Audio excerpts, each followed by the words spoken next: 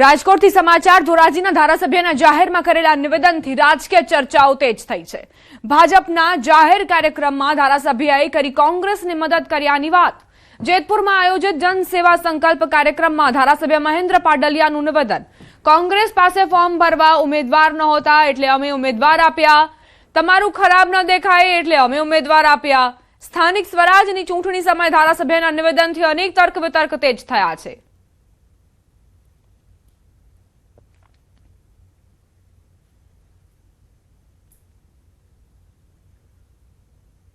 કોંગ્રેસના ફોર્મ ભરવા માટે કોઈ ઉમેદવાર જ નહોતા, તો એ આપને આનંદ થશે કે ઉમેદવારો આપણે આપ્યા કે ભાઈ તમારું ખરાબ લાગે તો આ ઉમેદવાર છે ને આનું ભરાવી દો। એમએલએ પાડલિયાના નિવેદન પર કોંગ્રેસનો જવાબ। પૂર્વ ધારાસભ્ય લલિત વસોયાએ વળતો પ્રહાર કર્યો। ભાજપ પોતાના ભાણામાંથી માખી ઉડાડે, આપ બડાઈ છોડી પોતાના પક્ષની ચિંતા કરો। પાલિકાની ચૂંટણીમાં ભાજપને પૂરતા ઉમેદવાર નહોતા કે મહેન્દ્રભાઈ તમે તમારા ભાણા ઉપરથી માખી ઉડાડો। ગત નગરપાલિકામાં તમને ધોરાજીમાં પૂરતા ઉમેદવારો નહોતા મળ્યા। આ વખતે પણ ધોરાજી અને ઉપલેટા તાલુકા પંચાયતની અંદર તમે અમુક જગ્યાએ ઉમેદવારો ન મળતા 12 થી ઉમેદવારો મૂક્યા છે। એ જ તમારી આ વિસ્તારની અંદર નબળાઈ બતાવી રહી છે। ત્યારે આપ બળાઈ કરીને કોંગ્રેસને કોસવાનું બંધ કરો અને તમે તમારું વિચારો। સ્થાનિક ચૂંટણીમાં વિવાદાસ્પદ નિવેદન બાદ વિવાદ વધતા આખરે ધારી એમએલએના પત્નીએ કોકિલાબેને વિડીયો શેર કરી સ્પષ્ટતા કરી। એટલું જ નહીં, તેમણે કહ્યું કે તેમના નિવેદનનો મુદ્દો હિન્દુ મુસ્લિમનો ન હતો। ધારાસભ્ય જેવી કાકડિયાના પત્ની કોકિલાબેને જે નિવેદન આપ્યું હતું તેમાં હવે તેમણે સ્પષ્ટતા કરી છે। તેમણે કહ્યું કે મારો મુદ્દો એ હિન્દુ મુસ્લિમનો મુદ્દો ન હતો।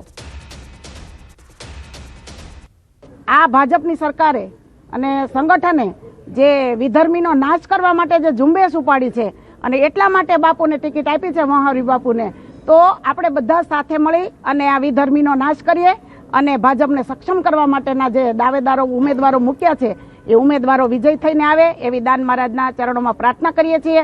તો નહીં હિન્દુ મુસ્લિમ, અહીંયા તો આપણા ભારતની અંદર તો હિન્દુ મુસ્લિમ છે એ ભાઈચારા રીતે જ રહે છે।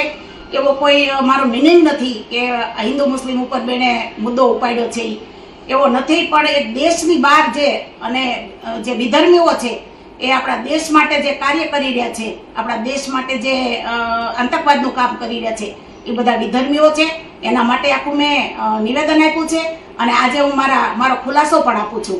તો વિધર્મીઓ જે દેશ માટે કામ કરી રહ્યા છે એનો નાશ થાય એટલા માટે હું આજે આ નિવેદન આપ્યું છે। અને જેને જે વિચારોથી લેવું હોય એ વિચારોથી આજે ઘરે ઘરમાં પણ આ જ વસ્તુ ચાલી રહી છે, તો આના માટે શાંતિ સ્થપાય એવી પ્રાર્થના કરું છું।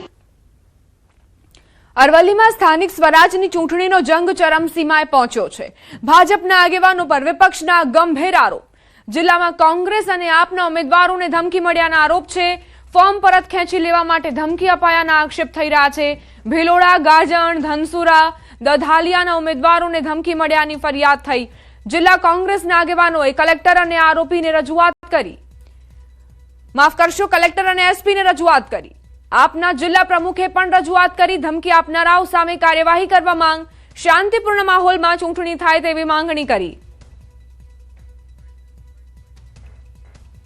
થોડી વાર પહેલા જ આમ આદમી પાર્ટીના અમારા સદસ્ય બાઠીવાડાના, જેમનું નામ છે ભરતભાઈ, એમના ઉપર કાયદેસર રીતે બાઠીવાડા સીટના ઉમેદવારશ્રીના સસરા દ્વારા જાનથી મારી નાખવાની ધમકી આવી છે।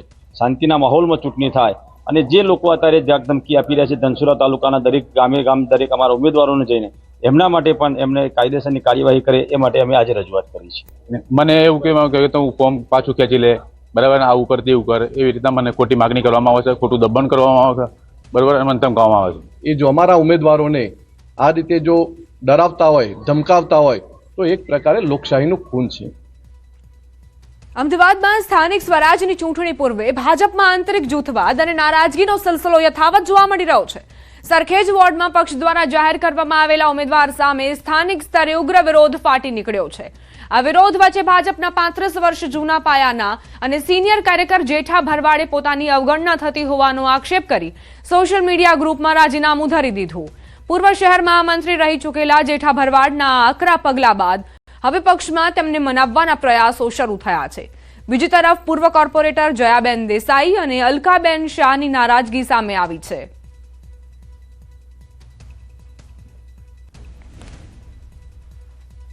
હવે વાત સુરતની. વોર્ડ નંબર 18ના અપક્ષ ઉમેદવારનું ફોર્મ રદ. અપક્ષ ઉમેદવાર નરેન્દ્ર ચૌધરીનું ફોર્મ રદ થયું. નરેન્દ્ર ચૌધરી ભાજપનો કાર્યકર્તા હતો અને ટિકિટ ન મળતા અપક્ષમાંથી ફોર્મ ભર્યું હતું. ફોર્મ રદ થતા પોતાનો આક્રોશ ઠાલવ્યો હતો. સ્થાનિક સ્વરાજની ચૂંટણીમાં ઉમેદવારોના ફોર્મ ભરાયા બાદ આજે ફોર્મ ચકાસણી છે, ત્યારે સુરત કલેક્ટર ઓફિસ રણભૂમિમાં ફેરવાયું હોય તેવા દ્રશ્યો જોવા મળી રહ્યા છે. કારણ કે અહીંયા કહી શકાય કે થોડી વાર પહેલા ભાજપ અને કોંગ્રેસના કાર્યકર્તાઓ આમને સામને ત્યાં નારાબાજી કરતા જોવા મળ્યા, ત્યારે હવે ફરી એક વખત ભાજપ અને આપના કાર્યકર્તાઓ સામસામે નારાબાજી કરતા હોય, એટલે કે ચૂંટણી રંગ જામ્યો હોય તેવા દ્રશ્યો અહીંયા જોવા મળી રહ્યા છે. સતત આ જ પ્રકારે વિરોધ કરવામાં આવી રહ્યો છે, પોતાની પાર્ટીનો પ્રચાર કરી દેવામાં આવ્યો છે, જાણે કલેક્ટર ઓફિસ રણભૂમિમાં ફેરવાયું હોય કઈ તેવા દ્રશ્યો જોવા મળી રહ્યા છે. ત્યારે દ્રશ્યો જોઈ શકાય છે કયા પ્રકારની સ્થિતિ અહીંયા જોવા મળી રહી છે. તમામ ઉમેદવારો જે અહીંયા પહોંચી રહ્યા છે પોતાના ફોર્મ ચકાસવા, ત્યારે જે પ્રકારની સ્થિતિ જોવા મળી રહી છે ચોક્કસ કહી શકાય કે સ્થાનિક સ્વરાજની ચૂંટણીનો ખરાખરીનો જંગ કલેક્ટર ઓફિસ ખાતે છેલ્લા 2 દિવસથી જોવા મળી રહ્યો છે. કેમેરામેન જીગર ગુગલ સાથે કૃષ્ણેશ પટેલ, ન્યૂઝ 18 ગુજરાતી, સુરત. વડોદરા મહાનગરપાલિકા વોર્ડ નંબર 15ના કોંગ્રેસના ઉમેદવારનું ફોર્મ રદ થયું. કોંગ્રેસના ઉમેદવાર રાજેન્દ્ર બારોટનું ફોર્મ રદ થયું. મતદાર યાદીમાં નામ ન હોવાથી ફોર્મ રદ થયું. રાજેન્દ્ર બારોટના ડમી ઉમેદવાર હિતેશ માછીનું ફોર્મ માન્ય રહ્યું. રાજેન્દ્ર બારોટના સ્થાને હવે હિતેશ માછી ચૂંટણી લડશે. રાજકોટથી સમાચાર. જેતપુરમાં મેન્ડેટના અભાવે આપ રેસમાંથી બહાર. જેતપુર તાલુકા પંચાયતની મેવાસા બેઠક પર ફટકો. આમ આદમી પાર્ટીના ઉમેદવાર ગીતાબેન હિરપરાનું ફોર્મ રદ થયું. નિયત સમય મર્યાદામાં આમ આદમી પાર્ટીનું મેન્ડેટ રજૂ ન કરી શકતા નિર્ણય લેવાયો. હવે મેવાસા બેઠક પર ભાજપ અને કોંગ્રેસ વચ્ચે સીધો જંગ ખેલાશે. ચૂંટણી અધિકારી દ્વારા ચકાસણી દરમિયાન મેન્ડેટ સમયસર ન મળતા કાર્યવાહી કરાઈ છે. જેતપુર તાલુકા પંચાયતની આ બેઠક હવે ત્રિપાંખિયા જંગને બદલે દ્વિપાંખિયા જંગમાં ફેરવાઈ ગઈ છે. રાજકોટથી સમાચાર. વોર્ડ નંબર 15માં કોંગ્રેસને પડી શકે મોટો ફટકો. પૂર્વ કોર્પોરેટર અને તેના પતિએ કોંગ્રેસ સાથે છેડો ફાડ્યો. ભાનુ સોરાણી અને પ્રવીણ સોરાણી કોંગ્રેસમાંથી રાજીનામું આપીને વશરામ સાગઠિયાને શહેર કોંગ્રેસથી છેલ્લા ઘણા સમયથી નારાજ હતા તેવી વાત વ્યક્ત કરી. વોર્ડ નંબર 15માં ટિકિટ માટે પણ માંગણી કરી હતી. પ્રવીણ સોરાણીએ તેની પત્નીના બદલે તેને ટિકિટ આપવામાં આવે તેવી માંગ કરી હતી.